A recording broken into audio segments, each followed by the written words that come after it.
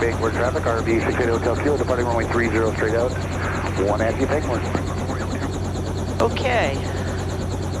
I am getting ready to do a little tour of the fire damage area that was above the cliffs to the south of my home. My home is over there.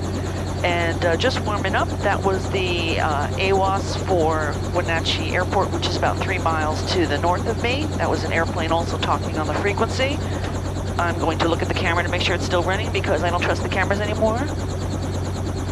And it's still running, so you got to see my face. Aren't you lucky? No makeup today. What else is new?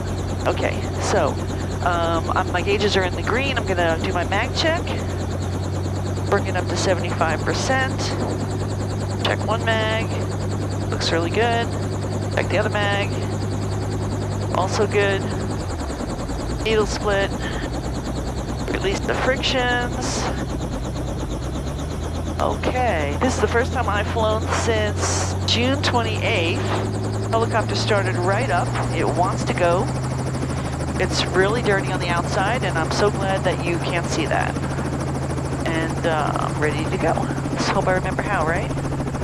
Lifting up on the collective slowly to get light in the skids. You can see the dust I'm blowing as I pull pitch.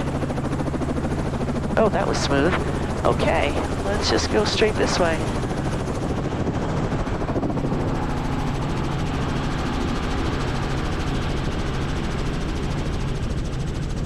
So what I'm going to do is I'm going to follow the path of the fire. It started over by Kingsbury Road, I think it's called.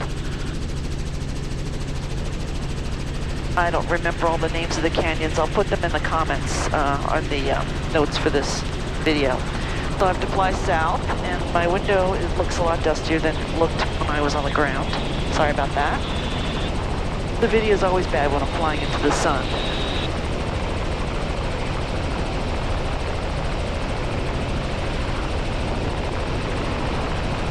So I'm in Malaga, Washington now. That's the Columbia River to my left.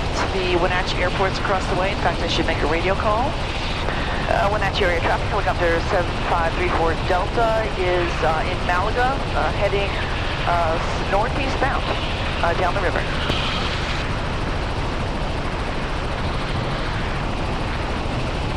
That's just in case anybody is in the area.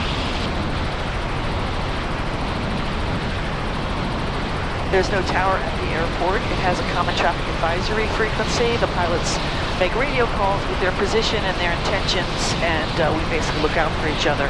I do know that another plane just took off from the airport straight out, and I'm sure he's already way higher than I am, or that I'll get. So coming up ahead of us is the Alcoa aluminum plant, which is now closed down a few years ago, which is very sad. Lost a lot of jobs in the area.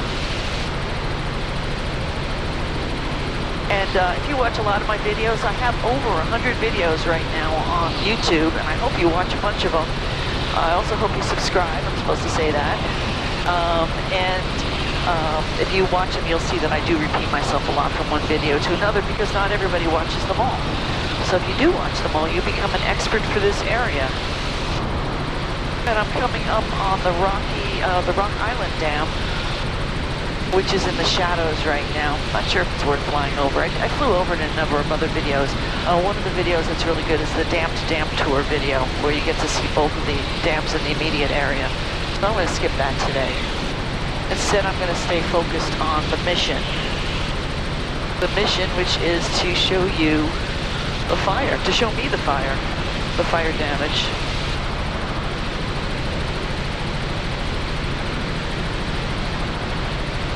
So this area of Washington is high desert. Everyone thinks that Washington State, it rains all the time.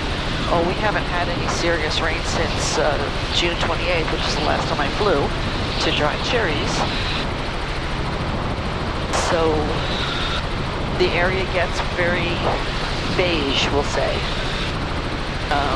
by this time of year, and then we have really, really high fire danger, especially when the winds kick up. So about a month ago now, we had a fire in the area where I'm going to be flying, And it was really, really windy the first day, except the wind was fortunately blowing away from where I live. And then the wind shifted overnight and started blowing towards where I live. It never got to be a danger to us. I think they did have us on an evacuation notice. I think this is the canyon I need to go up, okay.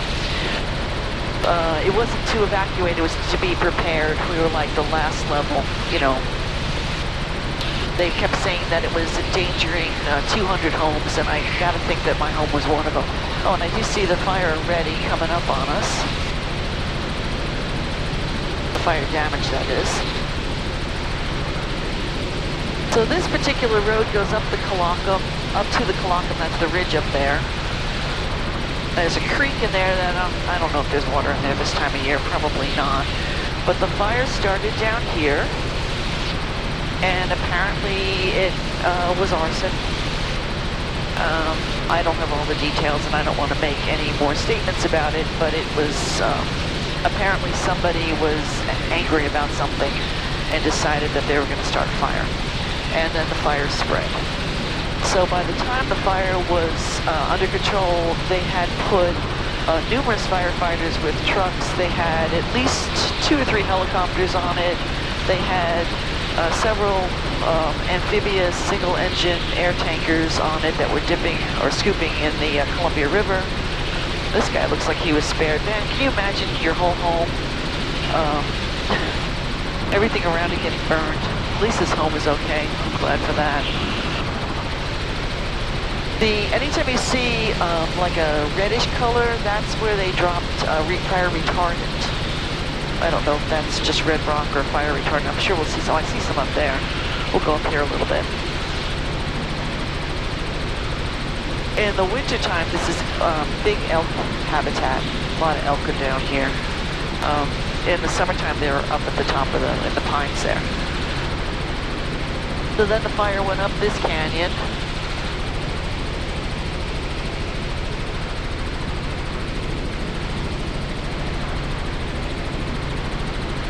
You can see the ash under these trees. Some of these trees were spared. And they also brought in, let's see, a DC-10 and 3 different MD-87s, air tankers, and they came out of Moses Lake. They originated, I believe, in Oregon. So they flew all the way up from Oregon. So one jerk starts a fire, causes, I don't think anybody lost any property, you know, homes or buildings. No lives, but, you know, lots and lots of money spent to fight this thing. Around here, they are on top of it. When there's a fire, they are on top of it really quickly. I don't know if you can see, like this section over to my left, slightly to my left here, like 10, 11 o'clock. You see where it's not burned and it's kind of orangey? That's the fire retardant. So it looks like they dropped some and then the fire got around it a little bit, but where the fire retardant is, it didn't burn. But all in here, it's all burned.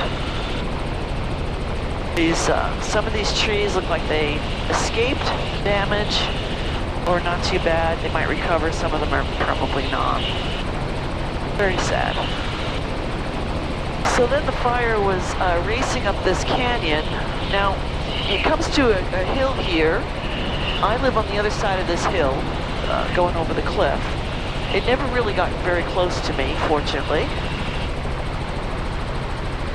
There were some orchardists that are also ranchers, and I know that they were out here with heavy equipment, bulldozing fire lines. But you can see up here how close it got up into the pines. They had to stop it before it got into these trees, and they did a great job because they stopped it.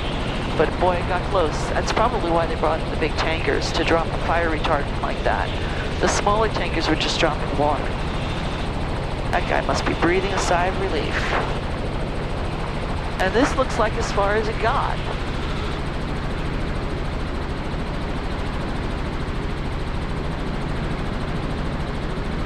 So I have a map of the fire that I will put online, and I'm also recording my track right now so you can see where I flew. And that's the damage. So there's some wires here.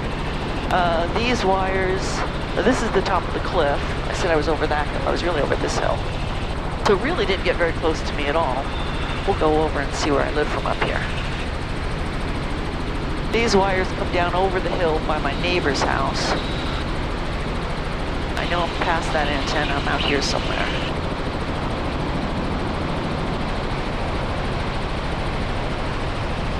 One year back in 2013, which is the year that I bought my property, they had a fire on top of the cliff. You can see it's all recovered now. The trees are gone. But it was pretty intense, and they were worried that debris was going to come down into the land below and then start a fire on a power level, which it fortunately did not do. But my whole road was under mandatory evacuation notice. So just coming back around here.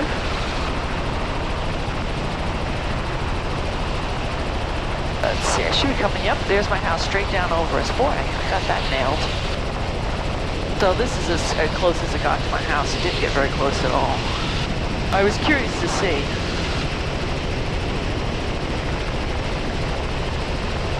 So that's basically the fire damage. I'm going to be just doing a little bit more flying around since I've got fuel and I've got time.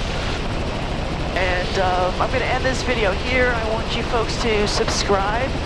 Consider joining the channel as a member. It helps support me on these flights. I'm not getting paid for this flight. It's coming out of my pocket. I was curious about it. I figured you might be curious about it. This thing costs me a ton of money to own and to fly. I'm not rich, so anything you can do to support me, buy merchandise or become a channel member or even just a donation, I appreciate it. I know times are rough. If you want to just say some, get in the comments and say some encouraging words, that's always appreciated too. Tell your friends, subscribe. And thanks for tuning in. I'm going to do some more flying, and I'll probably put that in another video. So, see you there. Bye.